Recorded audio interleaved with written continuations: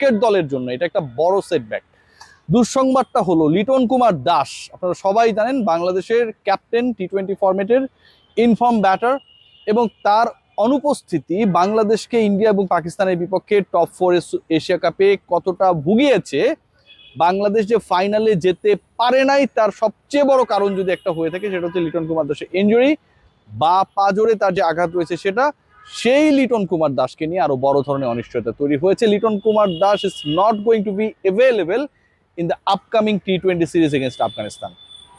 দেখুন, এশিয়া কাপে বাংলাদেশ কিন্তু শেষের 2 ম্যাচে বাজে ক্রিকেট খেলেছে, পরিকল্পনাহীন ছিল। জাকের আলী অনেক যে ধরনের ক্যাপ্টেন্সি, যে ধরনের কিপিং, যে ধরনের দৃষ্টিকটু বাজে ব্যাটিং করেছে, পুরো দলকে ডুবিয়েছেন, এটা প্রশ্নাতীতভাবে আসলে কোনোভাবেই গ্রহণযোগ্য না। কিন্তু এই সিচুয়েশনের আগে, মানে লাস্ট 2টা ম্যাচের আগে যদি বাংলাদেশের আমরা পারফরমেন্স দেখি, তাহলে বাংলাদেশ সুপার 4-এ যোগ্য দল হিসেবে টানা 2 ম্যাচ জিতে কোয়ালিফাই করেছিল, মাঝখানে শ্রীলঙ্কার বিপক্ষে পরাজিত ছিল। সুপার 4-এ প্রথম ম্যাচে শ্রীলঙ্কার বিপক্ষে convincing win we registered. Bangladesh দল তার মানে ভালোই খেলছিল। বাংলাদেশের খারাপ খেলাটা শুরু হলো কখন? লিটনকে আমি অনেক সমালোচনা করি, to be very honest, but as a captain and a performer and a different Liton Kumar Das in the Asia cup, বাংলাদেশকে যেভাবে সার্ভ করেছে এবং বাংলাদেশকে যেভাবে ঋণী করেছে, to be very honest, Bangladesh কিন্তু ফাইনালে যাওয়ার স্বপ্নটা দেখছিল। প্রথম ম্যাচ খেলার পরে, শ্রীলঙ্কার এগেনস্টে খেলার পরে লিটন কুমার দাস যখন পাকিস্তান এবং ইন্ডিয়ার এগেনস্টে আনএভেলেবেল হয়ে গেলেন, বাংলাদেশ দলের ক্যাপ্টেন্সি, বাংলাদেশ দলের ব্যাটিং অর্ডার, বাংলাদেশ দলের পারফরমেন্স সবকিছু এলোমেলো হয়ে গেছে। সবকিছুতে এমন একটা বিচ্ছিরি অবস্থা তৈরি হয়েছিল যে ওই জায়গাটা রিপ্লেস করবে কে, কেউ করতে পারে নাই। লিটনের না থাকার কারণে বাংলাদেশ দলে নাম্বার 4-এ শাক মেহেদীকে ব্যাট করতে পাঠানো হয়েছিল। এরপরের ব্যাটার যারা, তারা আসলে স্লগ ওভার্সে ব্যাট করবে, তাদেরকে দিয়ে আমরা 14-15 ওভার খেলিয়েছি। একজন ক্রিকেটারের না থাকা বাংলাদেশ দলকে কতটা ভুগিয়েছে আমার কাছে মনে হয় আপনাদের কাছে ক্লিয়ার হয়ে গেছে। সেই Liton Kumar Das, Asia cup ultimately আমাদের প্রিপারেশনের মঞ্চ, কিন্তু সামনে টি-20 বিশ্বকাপ রয়েছে। বাংলাদেশ টানা 3টা সিরিজে জিতেছে, শ্রীলঙ্কার এগেনস্টে, আফগানিস্তানের এগেনস্টে, 2টা শক্তিশালী দল টি-20-তে। শ্রীলঙ্কা গতকাল কি ফাইটটাই দিল ইন্ডিয়ার বিপক্ষে, তাদের এগেনস্টে ব্যাক টু ব্যাক ম্যাচ জিতেছে এশিয়া কাপে লিটনের ক্যাপ্টেন্সিতে। সেই লিটন কুমার দাস আপকামিং সিরিজে আফগানিস্তানের বিপক্ষে থাকছেন না। 2 তারিখ থেকে যে সিরিজটা শুরু হবে, এটা কোনোভাবেই আমাদের জন্য, বাংলাদেশ দলের জন্য, বাংলাদেশের প্রিপারেশনের জন্য অ্যান্ড লিটনের জন্য অ্যাকসেপ্টেবল না। 2 সপ্তাহের জন্য বাইরে লিটন, ওয়ান ডে সিরিজেও তিনি খেলবেন কি খেলবেন না সেটা নিয়েও ধোঁয়াশা রয়েছে। এবং লিটনের না থাকাটা যতটা কষ্টের, তার থেকে বেশি কষ্টের হতে যাচ্ছে লিটনকে ক্যাপ্টেন্সিতে রিপ্লেস করতে যাচ্ছেন। লিটনের পরিবর্তে ক্যাপ্টেন হতে যাচ্ছেন জাকের আলী অনিক। লিটনের না থাকা যতটা কষ্ট দেয়, লিটনের না থাকা বাংলাদেশ দলের জন্য যারা শুভাকাঙ্ক্ষী রয়েছি, যারা লিটনের পারফরমেন্স ক্যাপ্টেন্সিতে মুগ্ধ, তাদেরকে যতটুকু হতাশ অ্যান্ড পীড়িত করে, তার থেকে বেশি বিব্রত করে, বিরক্ত করে Jaker Ali Anik is going to be the captain against Afghanistan in the upcoming টি-20 সিরিজ। এটা কি কোনোভাবে হইতে পারে? মানে জাকের আলী অনিক বাংলাদেশ ক্রিকেট দলের ক্যাপ্টেন ইদানিং তারা হচ্ছেন, মানে ভাইস ক্যাপ্টেন থেকে ভারপ্রাপ্তের দায়িত্বে তারাই যাচ্ছেন, যাদেরকে প্রিপেয়ার করা হয় না। যারা এনসিএল, বিসিএল, বিপিএল বিভিন্ন টুর্নামেন্টগুলো যা হয় সেগুলোতে ক্যাপ্টেন্সি করেন না, কিন্তু জাতীয় দলে শুধুমাত্র নেপোর কারণে, উপরে একজন বস রয়েছেন, গুরু রয়েছেন। ওই যে আগে আমরা দেখতাম যে কিছু কিছু শিক্ষক পরীক্ষার আগে প্রশ্ন ফাঁস করে দিত, যে গাধা স্টুডেন্ট, গর্ধব স্টুডেন্ট, সেও ভালো করতো, তারও রেজাল্ট ভালো হয়ে যেত। এরকম শিক্ষক যদি একটা দলের মধ্যে থাকে, আমরা তো সেটা গেস করছি, তাই না? এবং তিনি তার প্রিয় ছাত্রদেরকে শুধুমাত্র তার আধিপত্য ন্যাশনাল টিমে যেন এনশিওর করতে পারেন, জোর করে ক্যাপ্টেন বানানোর যে মিশনটা নিয়েছেন, এটা কি সাকসেসফুল করতে দেয়া বাংলাদেশ ক্রিকেট বোর্ডের কাজ? এটা হতে পারে? আপনারা চোখ বন্ধ করে বলুন না যে জাকের আলী অনিক বাংলাদেশ দলের ক্যাপ্টেন, এটাকে আপনারা একসেপ্ট করেন? ভাই, 1টা 2টা ম্যাচ না, আপনি 3টা ম্যাচ খেলবেন, একটা পূর্ণাঙ্গ সিরিজ খেলবেন, সেখানটায় জাকের আলী অনিক ক্যাপ্টেন। আপনার দলে আর কেউ নাই? তাসকিন আহমেদ নাই? যদি নাও হয়, নুরুল হাসান সোহানকে করেন না রে ভাই। শাক মাহাদিকে ভাইস ক্যাপ্টেন করা হয়েছিল, তারপর থেকে দলে বাদ পড়ে গেছেন কেন? যদি এরকম সিচুয়েশনই হয়, তাহলে আপনি কেন ভাইস ক্যাপ্টেন প্রপারলি তৈরি করেন না? জাকের আলী অনিকের তো দলে থাকেই প্রশ্নবিদ্ধ। যেই শটটা খেলে আউট হয়েছেন, মানে ব্যাট করতে নেমেছেন, ডানহাতি ব্যাটার, স্ট্যাম্পটা এখানে 18 ইঞ্চি সরে গেছেন, আর বল হচ্ছে আরো 18 ইঞ্চি, এইভাবে জোর করে বলটা মারার চেষ্টা করলেন।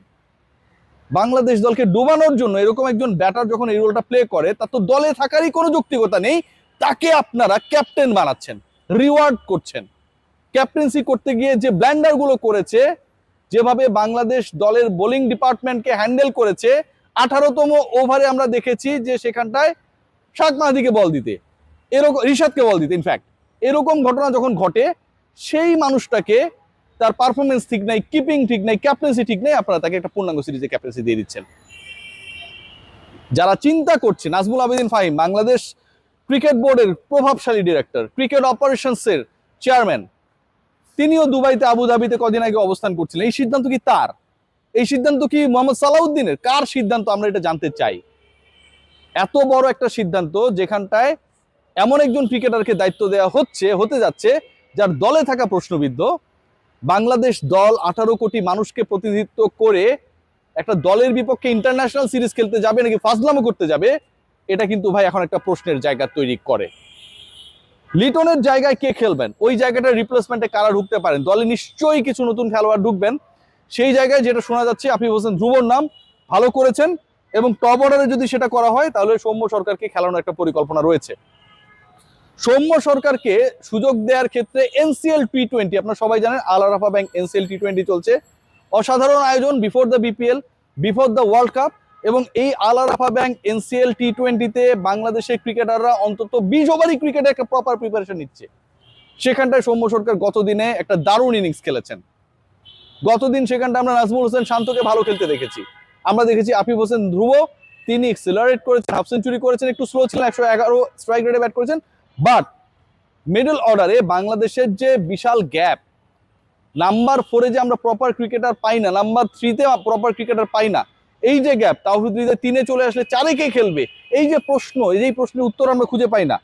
সেখানটায় আফিফ হোসেন ধ্রুব আমার কাছে মনে হয় যতটুকু শোনা যাচ্ছে একটা রিপ্লেসমেন্ট হতে যাচ্ছেন। সেটা যদি হয় ভালো।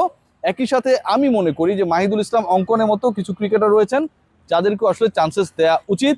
যেই ক্রিকেটাররা আলটিমেটলি আমার ওয়ার্ল্ড কাপের পাইপলাইনে থাকবে, যেই ক্রিকেটারদেরকে আমি আমার আউট অফ ফর্ম ক্রিকেটারদের রিপ্লেসমেন্ট হিসেবে ফিউচারে ইউজ করব। ফেব্রুয়ারিতে টি20 বিশ্বকাপ আপনারা সবাই জানেন, তাদেরকে যদি আফগানিস্তানের মতো সিরিজগুলোতে না খেলিয়ে, না প্রিপেয়ার করে আমরা ডিরেক্ট কারো রিপ্লেসমেন্টে খেলানোর চেষ্টা করি, যে কোনো একটা উদ্ভূত পরিস্থিতিতে জাকের আলী অনেককে যেভাবে ক্যাপ্টেন্সি দেওয়া হয়েছে অ্যাপ্লাই করার চেষ্টা করি, সেটা কিন্তু ঠিক হবে না। সাইফ হাসান দেখেন চান্স পাওয়ার পর যেভাবে খেলেছে, বাংলাদেশের পাইপলাইনে অন্তত আরো 3-4জন ক্রিকেটার রয়েছে। মিডল অর্ডারে আপনি সাব্বির রহমানকে কাজে লাগান, কেন লাগানো যাচ্ছে না? সুযোগ দেন, একটা সুযোগ দেন। সাইফকে আপনি প্রসেসের মধ্যে রেখেছেন ভালো করার পর, আপনারা কি সাব্বিরকে প্রসেসে রেখেছেন, আফিফকে প্রপার প্রসেসে রেখেছেন? রাখা হয় নাই ভাই। সৌম্য সরকার ভুতুরে ইনজুরিতে বাদ পড়ে যাওয়ার পর কোথাও নেই। এই যে ইস্যুসগুলো ক্রিয়েট হয়েছে days after days, months after months, Bangladesh দলকে সবচেয়ে বেশি ভুগিয়েছে এগুলোই। So let's see what happen. আমার কাছে মনে হয় লিটন কুমার দাসের না থাকাটা বাংলাদেশ দলের জন্য একটা বিশাল সেটব্যাক। একই সাথে তার থেকেও বড় বিরক্তিকর বিব্রতকর ঘটনা ঘটতে যাচ্ছে। Jaker Ali Anik is going to be the captain of Bangladesh in the upcoming series. যার দলে থাকা নিয়েই প্রশ্ন চাইলে আপনি তুলতে পারেন, তাকে যদি আপনি দলের নেতা বানিয়ে দেন তাহলে এর থেকে দুঃখজনক কোনো কিছু হয় না। প্রশ্ন যেটা, তাকে নেতা বানানোর এই সিদ্ধান্তটা কে নিল? নাজমুল আবেদিন ফাহিম, আমিনুল ইসলাম বুলবুল, মোহাম্মদ সালাউদ্দিন নাকি ফিল সিমন্স? এটা জানার অধিকার জাতির রয়েছে। সবাই ভালো থাকবেন।